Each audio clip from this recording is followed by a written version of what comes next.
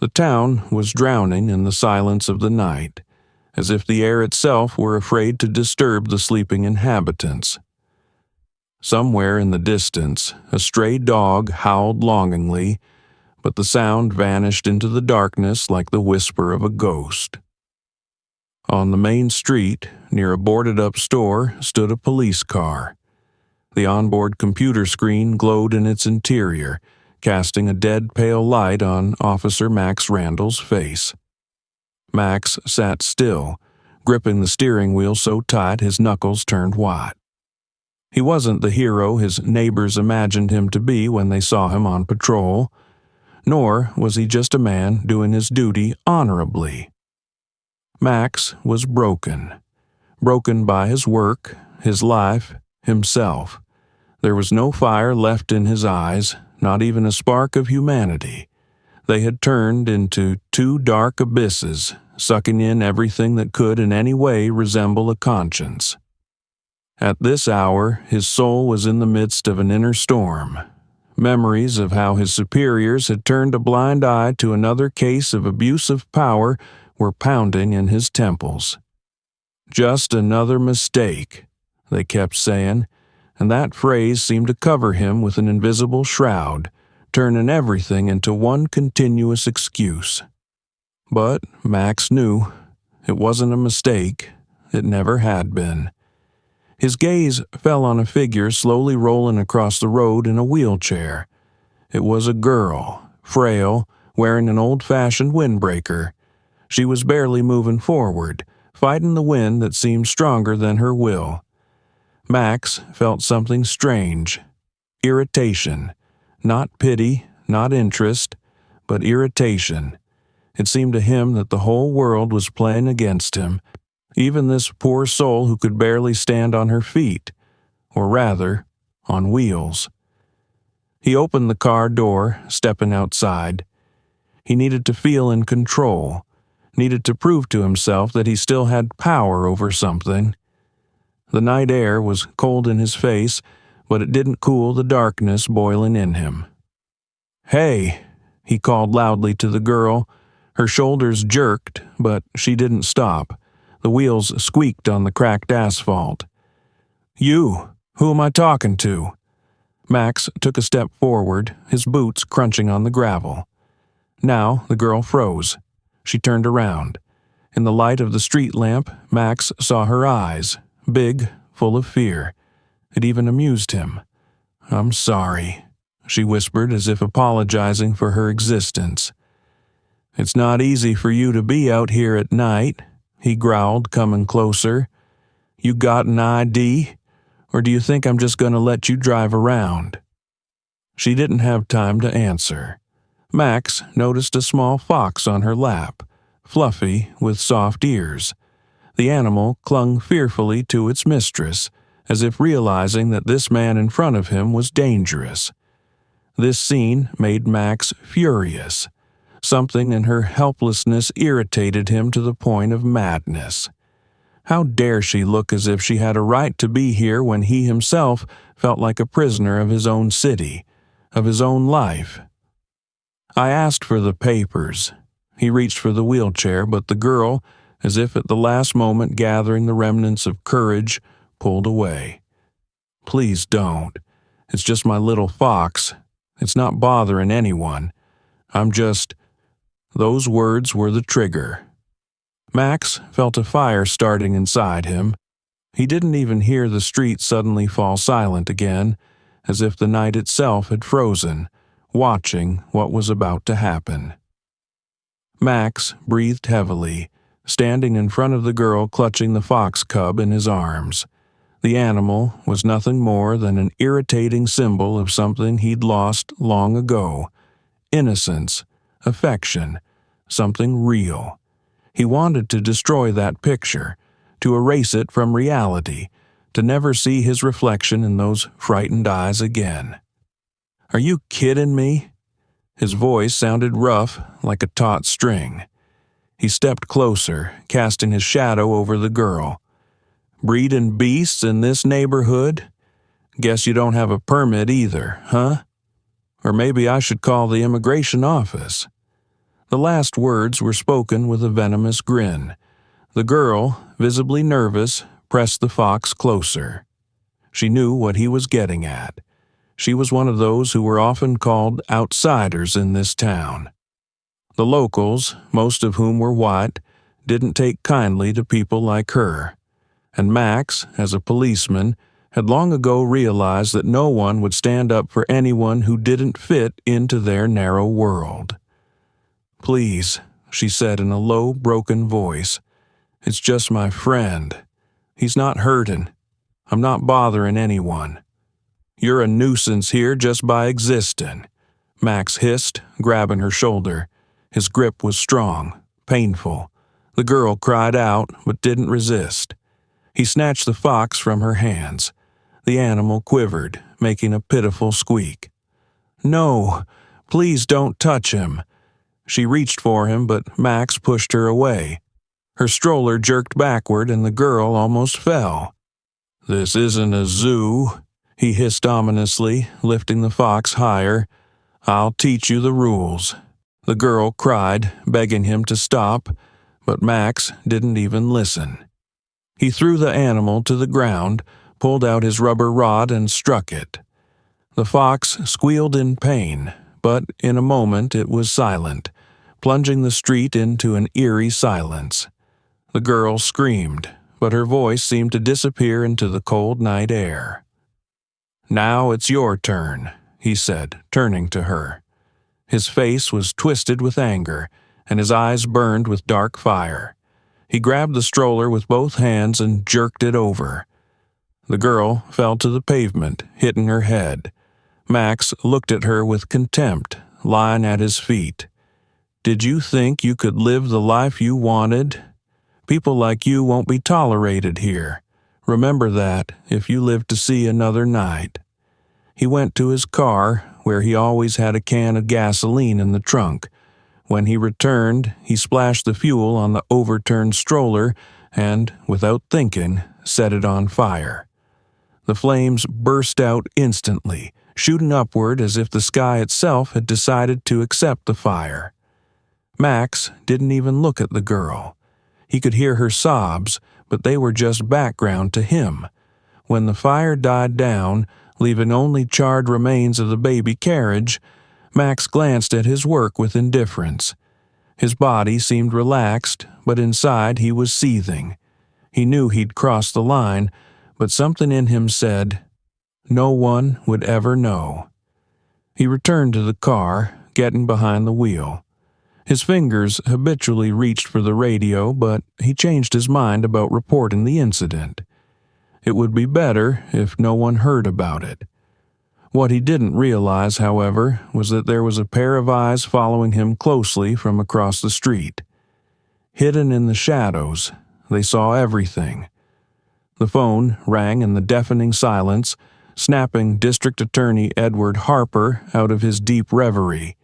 He sat at his desk in his home office, surrounded by piles of files, but the thought of his daughter never left him. It had always seemed to him that the city he was supposed to protect hid too much darkness to be truly safe. He just didn't expect that darkness to reach his family one day. "Minus Mr. Harper." The voice on the other end was excited, almost trembling. "It's an ambulance. Your daughter, Sophie. She's in the hospital. They found her downtown in critical condition." Edward jumped to his feet instantly. The blood froze in his veins, his thoughts confused. "What's wrong?" He struggled to get the words out, clutching the phone so tightly that his fingers turned white. "Assault. Her wheelchair was burned and she was injured. I'm sorry. She says it was a police officer." Those words struck him like lightning. Policeman. The law, to which he had devoted his entire life, was now the one who had destroyed his family. Edward hung up the phone, grabbed his car keys and stormed out of the house, forgetting his business, his responsibilities, and his own fatigue. The hospital room was sterile, almost frighteningly white. On the bed lay his daughter, Sophie. Her face was pale, a large bruise on her temple, and her eyes were full of tears. She looked at her father with pain and relief at the same time. "Daddy," she whispered, barely audible. He stepped closer, taking her hand gently. It was the same hand that had once clung to him when she was learning to walk, before the disease had robbed her of that ability. "Sophie, honey, I'm here. It's going to be okay." His voice was shaky, but there was steel in it.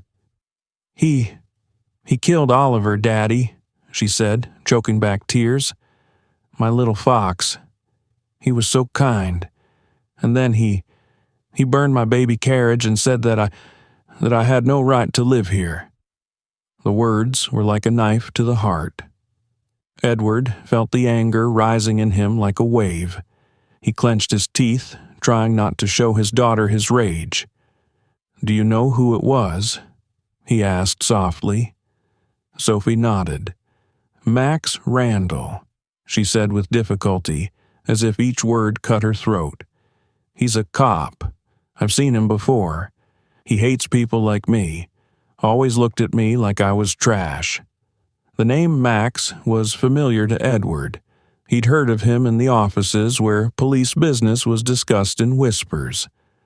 Randall had a reputation for being tough, a diplomatic expression to describe those who abuse their power. But now, Edward saw that those rumors were just the tip of the iceberg.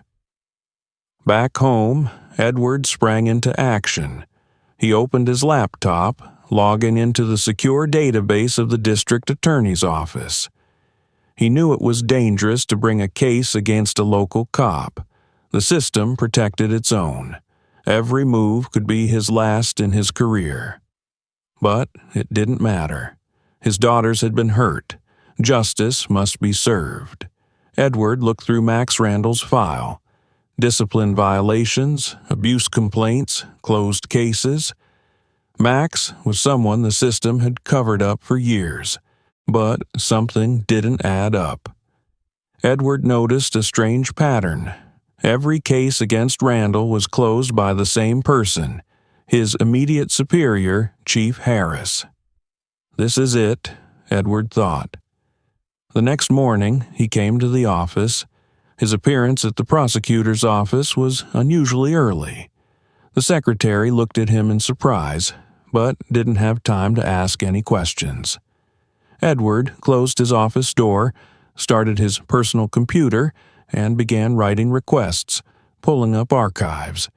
He contacted journalists, looking for witnesses.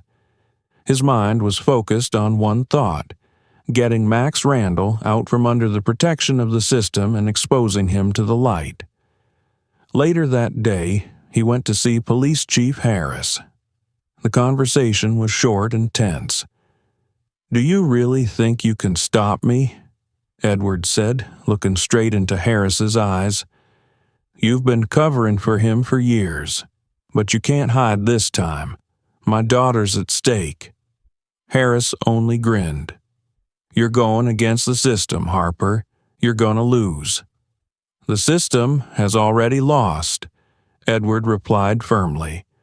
At that moment, he realized his enemy now was not only Max Randall, but the entire system that covered up people like him. But Edward wasn't going to stop. This battle was just beginning. Max Randall sat in his car outside of town, in an old garage that served as a hiding place for many a delicate conversation. His face was as grim as night, and his hands trembled as he lit a cigarette. This time, it went wrong. He couldn't shake the feeling that he was being hunted. His cell phone vibrated. Chief Harris's name popped up on the screen. Max pressed answer before the phone could beep a second time. "Randall," Harris began in a harsh tone, "you're in trouble. Harper's digging for you. I warned you not to get into a fight with the prosecutor." Max took a drag on his cigarette, releasing the smoke into the cracked air of the garage. "He won't prove anything," he said with a confidence he lacked. "We have connections, remember?" Everyone who's seen it is either silent or there's nothing you can do about what they say." "Are you sure?" Harris was unusually nervous. "If this story hits the press, you'll drag the whole damn system down with you." "Then keep her out of the press." Max grinned, but that grin was hollow. Harris let out a curse. Max knew the chief wasn't covering for him out of kindness. They shared a common cause that should never have seen the light of day. Harris had turned a blind eye so many times that now he was as deeply involved as Max himself. "I'll make the calls," Harris finally said, "but you better be ready to disappear if things start to fall apart." Max disconnected the call and looked at his phone screen. There were several names in his contact list that could get him out of any kind of trouble. This time, however, the stakes were too high. He thought about the fact that he might have to eliminate the little details that could have led the prosecutor to him. At this time, Edward Harper was moving forward with the investigation.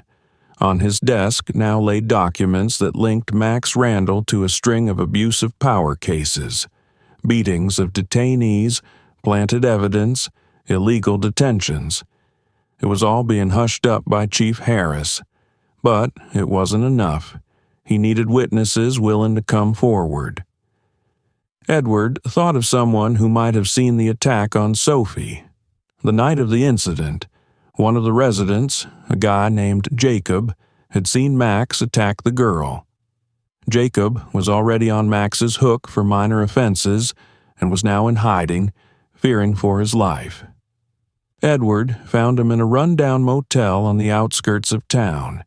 He was scared, his eyes red from sleeplessness. "I can't," Jacob started, barely seeing Harper. "They'll kill me. Max, that man, he has the whole police force behind him. If you don't tell, it will happen to someone else," Edward said calmly, taking a seat across from him. "Max has to be punished. You're not alone, Jacob. I'll make sure you're safe, but I need you to come forward." The boy hesitated. His hands trembled, but his eyes were determined. He finally nodded. "I saw everything he did to that girl. It was horrible. I'm ready to tell you." Meanwhile, Max began to act. He arrived at one of the homes of his old clients, a local businessman named Carl Mitchells, who had repeatedly used his services. Max knew that Carl owned a system of surveillance cameras in the center of the city. If those tapes got into Harper's hands, the case could be closed. But if the tapes disappeared... "Mitchells," Max began, entering a spacious office with stained glass windows. "I need to erase something." Carl looked at him, sighing heavily. "Do you realize what you're asking? If they find out I destroyed anything, I'm finished. The DA has the power to dig up everything. Your business is already dirtier than my uniform after a shift." Max grinned wickedly. "But if I talk, you'll be on the bottom before you know it." Carl looked at Max for a long moment, as if weighing the implications, but then nodded. "You have one chance. I'll erase the records, but it'll cost more than usual."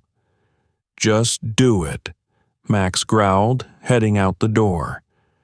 When Edward returned home, there was more unpleasant news waiting for him. The computer experts reported that the camera recordings had been erased. It was a blow, but the prosecutor knew the case had gone too far for Max to get away with it. Among all the problems he faced, Edward knew one thing: the system was breaking down from within. But he wasn't going to stop. Max wasn't just a criminal. He was a symbol of what needed to be destroyed. Meanwhile, Max was preparing for a new step. He realized that if he didn't remove the witnesses who could testify against him, the case would turn into a disaster.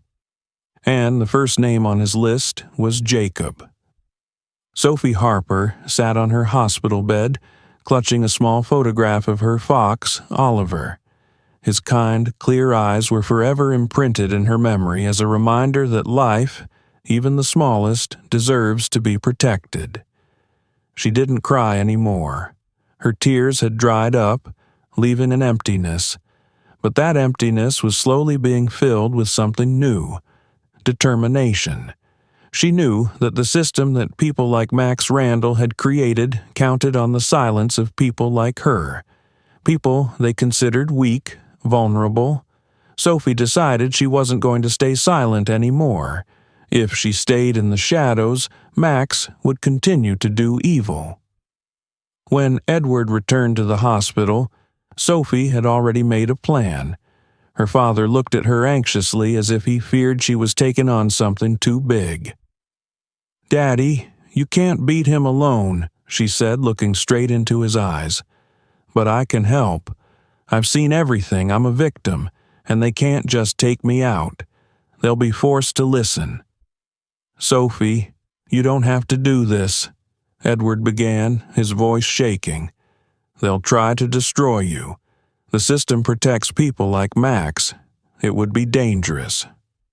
"What happens if I don't do anything?" she interrupted. "How many more people like me will get hurt? How many innocent lives will be ruined while we sit here and watch?"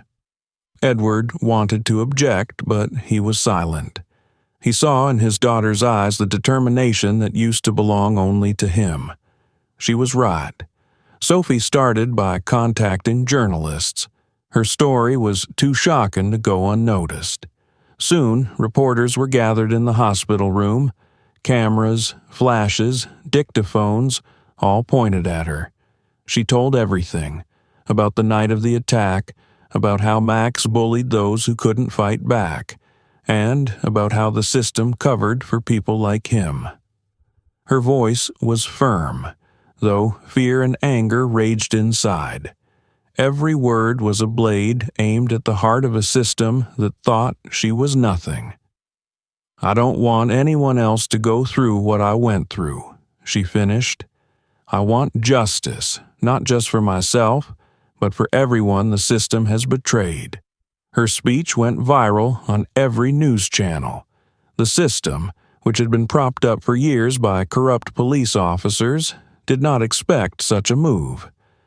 Sophie became a symbol of the fight for justice.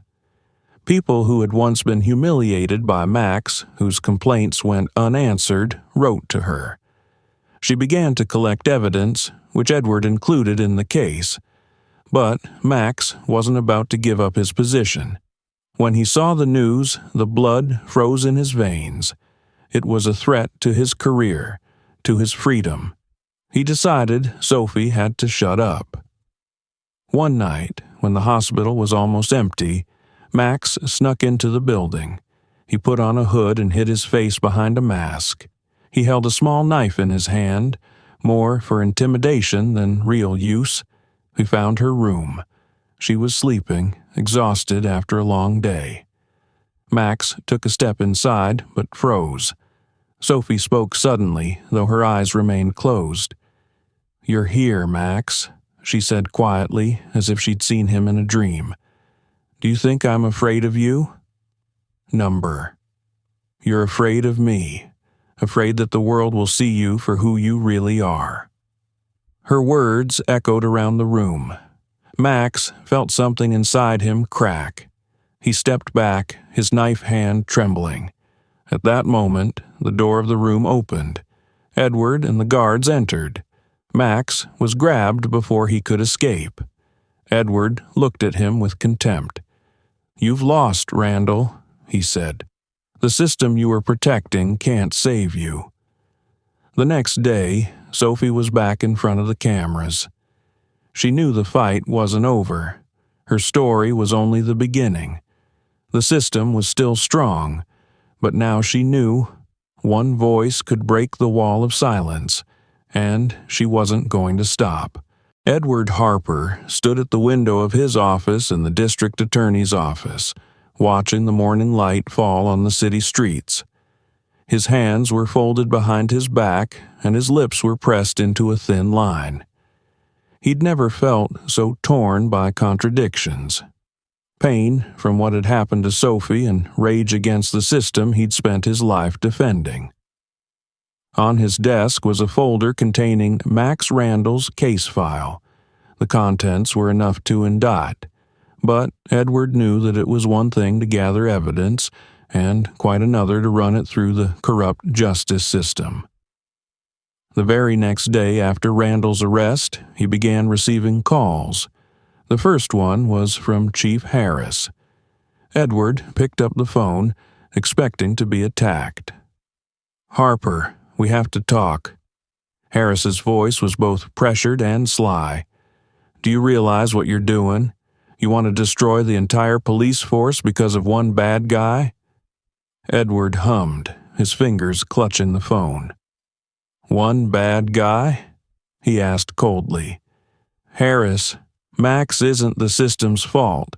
He's a product of it, and I'm not going to let that go unpunished." "You're making enemies, Harper." Harris lowered his voice. "The people upstairs don't want this case to get out of hand. I know what happened to your daughter, and I sympathize, but this is a war you can't win. That's what you think." Edward disconnected the call before Harris could continue. The next blow came from within. The meeting with his colleagues in the prosecutor's office, who he thought would be on his side, turned into a farce. "Edward, you're going too far," said John Becker, his deputy, who always had a good reason for not touching police business. "We can handle this quietly. An indictment against Randall will make us all look bad. The press will make a circus out of it." "Settle it?" Edward stood up, his voice quiet but penetrating as a blade. "Are you suggesting that we cover up a murderer, a pervert who abused my daughter, just to save your reputation?" "Edward, this isn't just about you." Sarah, another of the prosecutors, tried to intervene. "If you break this system, how are we going to keep working? People will lose trust in the police." "Trust?" Edward snorted, his face twisted with anger. "People have already lost their trust. If we turn a blind eye to that now, we'll prove that we deserve their scorn." His colleagues fell silent. Some of them looked away, some of them snickered. Edward knew that their silence meant only one thing: they wouldn't help. If he wanted to win, he would be alone. That same night, Edward sprang into action. He went to the journalists again, providing them with information about the system that protected Max. He exposed not only Randall himself, but the entire chain of his patrons. The police chief, the bogus investigators, the corruption in the court. Now, all these names were under the public eye. The next day, a new expose was in the news. Reporters covered not only Max's crimes, but also the internal problems of the justice system. It had a bombshell effect. Citizens took to the streets demanding justice, and Chief Harris began to feel his power begin to crumble. Meanwhile, Edward faced his own personal drama. Sophie, who was recovering, watched his actions anxiously. "Daddy, you're doing the right thing, but I'm afraid for you," she said one night when he came home. "They might try to stop you." Edward crouched down beside her, taking her hand in his. "Sophie," he looked her straight in the eye, "if I stop, they will win. We'll win, not just for you, but for everyone who's been hurt. I promise you, I won't back down." She nodded, holding back tears. She knew her father never made empty promises. Soon, the Randall case became not only criminal, but also political. The prosecutor's office was under pressure, but Edward, as an experienced fighter, knew that opponents needed to be divided. He arranged with some of the smaller players in the corruption schemes to turn in their bosses. The system started to collapse. Chief Harris got a subpoena, where he had to admit that he had been hushing up cases against Max. Cops who had been afraid before began to speak up, fearing for their careers. All of this strengthened Edward's case, but it also made him enemy number one for those who were still loyal to the old rules. In the final chapter, Edward stood in the courtroom, where for the first time in a long time it seemed to him that the truth was gaining the upper hand. But he knew. The biggest battle was just beginning. Max, the system, his own colleagues, they were all links in the same chain, and to break it, he had to be willing to do anything. Edward Harper realized that to win, he needed more than evidence alone. He needed an army of those who had long yearned for the truth but were afraid to speak up. His job wasn't just to expose Max Randall. He had to tear down the entire rotten network that had supported his kind for years. The work began with Jacob, a witness to the attack on Sophie. Edward knew that this young man was the key to starting the chain reaction. Jacob, still frightened and distrustful, signed the statement and agreed to speak to the reporters. It was the first step, but not the only one. Edward sent out inquiries to local community organizations working with victims of police violence. He contacted human rights activists who had long tried to draw attention to the arbitrariness of the justice system. The response didn't take long. Evidence of other crimes committed by Randall and his colleagues began to flow to him. He was particularly struck by the case of a woman named Martha Lewis, who had lost her son 3 years earlier. Her son, a young black boy, had been detained by Max under the pretext of suspicious behavior and was soon found dead in his cell. The death was written off as a suicide, but Martha always knew it was murder. When Edward called her, she refused to talk at first. Her voice shook with fear, but he managed to convince her. "Martha, I know what you've been through, but your son deserves justice. If you don't tell your story, they will continue to do so." After a long pause, Martha agreed to meet. Her testimony was the second key detail in the case against Randall and the system. Edward created an entire press team, inviting leading journalists to analyze and disseminate information. He knew that the media was his most powerful tool. They could show the city and the country how deep the roots of corruption ran through the system. Press conferences were held almost daily. Reporters did not miss an opportunity to learn new details. The public was shocked. One by one, stories of violence, corruption, and impunity surfaced. The names of those involved became public. Max Randall, Chief Harris, other officers who covered up the crimes. But each success brought new problems. Max, still in custody, began threatening witnesses through his lawyers. Martha Lewis received a threatening note dropped in her mailbox. Jacob was being chased by suspicious vehicles. These actions were not only frightening, but demonstrated how desperately the system was fighting for its survival. Edward realized that Chief Harris was the central figure in Max's defense. If they could prove his involvement in covering up the crimes, the whole structure would collapse. Harris, on the other hand, was trying to dissociate himself from Randall. "I knew nothing about his methods," he assured the camera. It was Randall's personal matter, not the result of department policy. But the documents Edward had obtained told a different story. They contained internal reports indicating that Harris had repeatedly closed cases against Randall. What's more, the records showed an explicit order not to allow investigations involving police violence. This evidence was a disaster for Harris. Edward invited journalists and introduced them to the public, bringing down the chief's entire defense. Under pressure from the public and the media, Harris began to give up. "They forced me," he admitted privately to Edward. "I couldn't do anything. This is beyond me." "Who's they?" Edward leaned closer. "The system. or those who use it to their advantage. Harris was silent, but his look said that the truth was somewhere in the middle. The investigation took an unexpected turn when one of Max's lawyers offered a deal. Max was willing to cooperate in exchange for a reduced sentence. He promised to reveal the names of those who covered up his actions. Edward knew that making a deal with the devil could be risky, but he decided to take the risk. Sitting across from Max in the interrogation room, he listened intently as he spoke. "You think I'm in charge?" Max grinned, tilting his head to the side. "I'm just a cog in a big machine.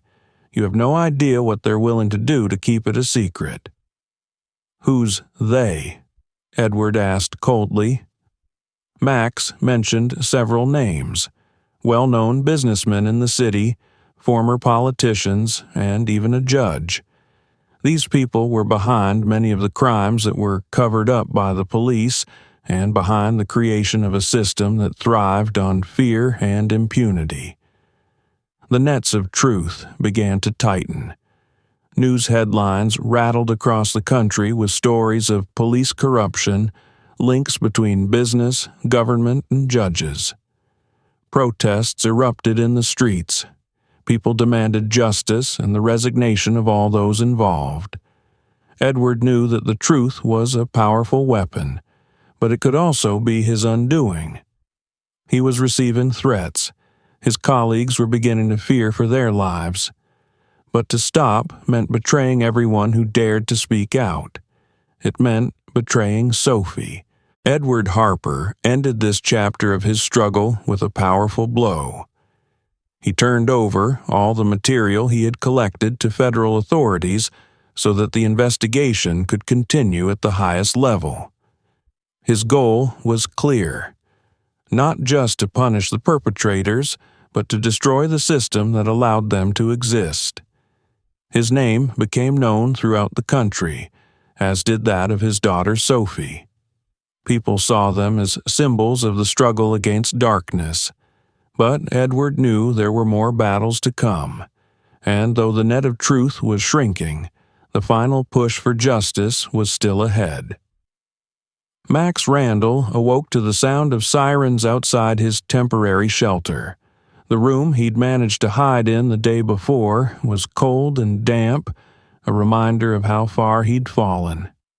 Once he had been a respected police officer with immunity secured by the system. Now he was a public enemy and a target for anyone who wanted revenge for his years of tyranny. He got out of bed, feeling fear clutching his chest alive. Until a few months ago, he could have walked into any house and demanded respect. Now, every window seemed like an eye watching him, every sound a harbinger of his end. Ever since Max was arrested, his life has been an endless nightmare. Despite being temporarily released on bail, he found himself isolated even from those who used to be his allies. Harris and the others who covered up his crimes rushed to disassociate themselves from him, hoping to save their careers. Max's phone was ringing non-stop, but it wasn't friends. The threatening calls came around the clock. One day, he opened his mailbox and found a note that read, in large letters, "You're next." Inside the envelope was a small cut-up picture of Sophie, another reminder of his biggest crime.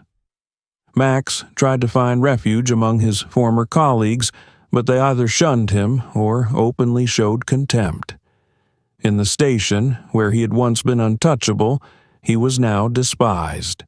Even those who had once feared him now made no secret of their schadenfreude. "You ruined everything with your own hands, Max," a senior officer who met him on the street once told him. "Did you think no one would touch you? Now you're at the bottom, and rightly so." The harassment was not limited to threats. Public pressure made Max a target. One evening, he was walking back to his temporary home when he noticed shadows behind him. 3 people hiding their faces under hoods began to move faster, and Max realized he was about to be attacked. He ran, crossing through the streetlights, feeling the adrenaline pulsing through his veins. His heart was pounding, fear gripping him completely. But Max was no longer the omnipotent tyrant he thought he was. Within minutes, his pursuers had caught up with him. One of them threw him to the ground.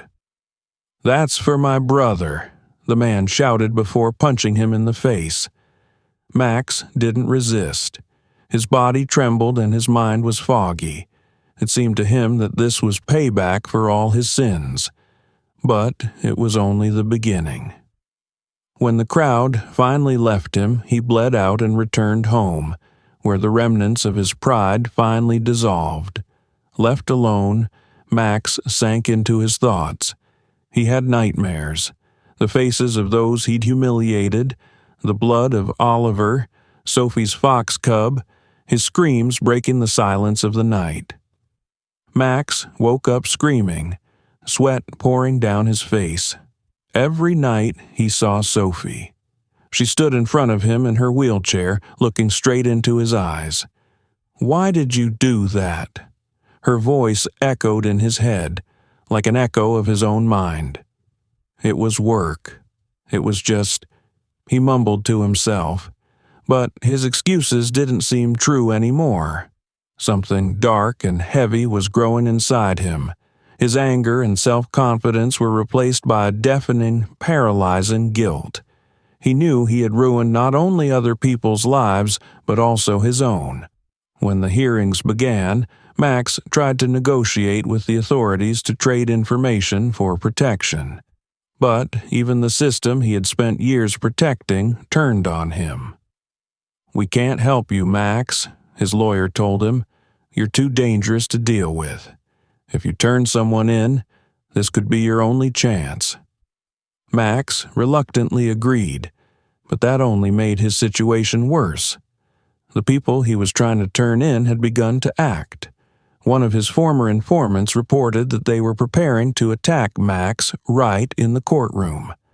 This made him paranoid and fearful of every move. The public outcry made Max a symbol of police brutality. People demanded his conviction. Every day, protesters gathered outside the courthouse with placards and shouts, "Justice for all," and "Destroy the system." At the last hearing, Max realized that his time was up. Witnesses like Sophie, Jacob, and Martha gave their testimony, exposing his crimes. He saw people in the audience looking at him with contempt. Even his lawyer looked indifferent. When the judge handed down the sentence, Max felt the whole world come crashing down on him. Defendant Max Randall, you have been found guilty of murder, abuse of power, and malfeasance in office. The sentence is life imprisonment without parole. Max didn't lift his head. He didn't need to see the faces of those who were celebrating. He knew it was the end. Max was alone in the cell that had become his new home. The iron door slammed shut behind him with a deafening echo. He sat down on the cold concrete floor and cried for the first time in a long time. He didn't feel sorry for himself. He felt sorry for the lives he had ruined, for the moments that could never be undone. Sophie's voice echoed in his head, over and over. "Why did you do that?" There was no answer, just silence. The trial began early in the morning in a crowded courtroom. Hundreds of eyes stared at the defendant, Max Randall, who for the first time looked confused. His once proud posture was gone, his shoulders slumped, his face pale. The center of attention was the man who for years had been the embodiment of power and fear, but was now just a defendant in an orange prison jumpsuit. On the opposite side of the room were the victims, their families, and their attorneys. Among them was Sophie, seated in a wheelchair, with her father, District Attorney Edward Harper, by her side. Her presence became a reminder of the cruelty and pain Max had inflicted on his victim and the need for justice. The hearing began with witness testimony. Jacob, the only eyewitness to the attack on Sophie that night, was called first. He walked nervously to the podium, trying not to meet Max's gaze. "Tell the court what you saw the night of the attack," the prosecutor asked. Jacob took a deep breath and began to speak, his voice shaking but growing more confident with each word. "I saw him walk up to a girl in a wheelchair. She had a little fox with her. It was her pet. He started threatening her, and then he took the little fox and—" Jacob stopped talking, looking down at his trembling hands. "He killed it, just threw it on the ground and hid it." There was an uproar in the hall, people whispering indignantly. The judge banged his gavel, demanding silence. "And that's not all," Jacob continued. "He set her wheelchair on fire and left her in the street. She was helpless. I thought she was going to die." These words sounded like a hammer blow to the hall. A look of horror and disgust froze on the faces of those present. Prosecutor Edward Harper, representing the state prosecution, thanked the witness and asked to move on to the next one. Next to speak was Martha Lewis, the mother of a young boy who died 3 years ago. She was resolute, but her eyes showed the pain that had lingered in her since her son's death. "My son was arrested for no reason," she began. "He was just coming home, but it was enough for Max Randall to charge him with suspicious behavior. They took him away, and a few hours later I got word that he—" her voice trailed off, "that he'd hanged himself in his cell." She looked up at the judge. "But that's a lie. My son wasn't a coward. He would never do this. I'm sure Max had something to do with his death. I demand the truth." These words caused a new wave of outrage. The people in the courtroom began to applaud, supporting Marta. The judge called for order again, but the atmosphere became more and more tense. When the turn came to the defense, Max's attorney tried to play on the audience's emotional fatigue. "Gentlemen of the jury," he began, "my client is a man who has served our city for many years. Yes, he may have made mistakes, but all of us can make mistakes. I ask you not to make any hasty decisions." However, his words sounded unconvincing. The charges were too heavy, and the evidence too obvious. Max realized this himself. He sat at his desk, avoiding eye contact with anyone in the room. One of the highlights of the trial was the presentation of evidence. The surveillance video, which had been recovered thanks to the efforts of technical experts, showed everything. How Max had threatened Sophie, how he had brutalized her pet and burned her stroller. Each frame made the audience freeze in horror. "This is the man who was supposed to protect us," the prosecutor said, pointing to the screen. "Instead, he turned his authority into a weapon against those who could not fight back." Max lowered his head. He knew there was nothing more to deny, but that wasn't all there was. Police Chief Harris was called to the witness stand next. Public pressure and the evidence Edward had provided made him agree to cooperate with the prosecutor's office. Harris admitted to covering up Max's crimes for years. "I knew he was out of line," Harris admitted, "but I was afraid that if an investigation started, it would destroy the whole police force. I was wrong." His words were the final nail in Max's coffin. Now, not only he, but the whole system was exposed. After several days of hearings, the court withdrew for sentencing. Everyone in the room held their breath when the judge returned. Defendant Max Randall, in light of the evidence presented and the testimony of witnesses, you're found guilty of murder, abuse of power, tampering with evidence, and violation of civil rights.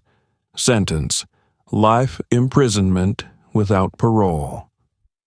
There was a loud sigh of relief in the hall. Sophie closed her eyes, holding back tears. Her father, Edward, put his hand on her shoulder. He knew that justice had been served. But the trial was not over. The other defendants in the case, Harris and his accomplices, were also to stand trial. But the main thing was done. The system that had hidden its sins for years was exposed. Once the process was complete, the city was no longer the same. People who had been afraid to speak out for years began to share their stories. Public opinion demanded reform, and a new chapter began for those who had lived in fear of the system. Sophie, despite her injuries, became a symbol of change. Her story inspired others to fight for their rights. She knew there was more work to be done, but now she believed that the truth would always find a way. After the court sentenced Max Randall, the city finally breathed a sigh. But winning this trial was not easy. It came at too high a cost for everyone involved in this fight for justice. Sophie Harper looked at herself in the mirror. Her eyes, once full of fear and pain, now reflected a strength she never thought she'd find in herself. She no longer saw a victim. She saw a person who had been through the worst of it, but hadn't broken. After the trial, dozens of people came up to Sophie. Some thanked her for her courage. Others apologized for not believing she could stand up to the system before. Her story inspired the city. But with it came a burden. Every day she received calls from journalists asking for interviews. Human rights organizations offered her cooperation.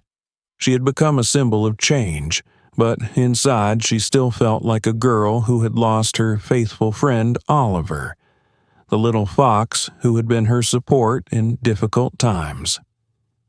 Sophie decided to channel her energy into helping others.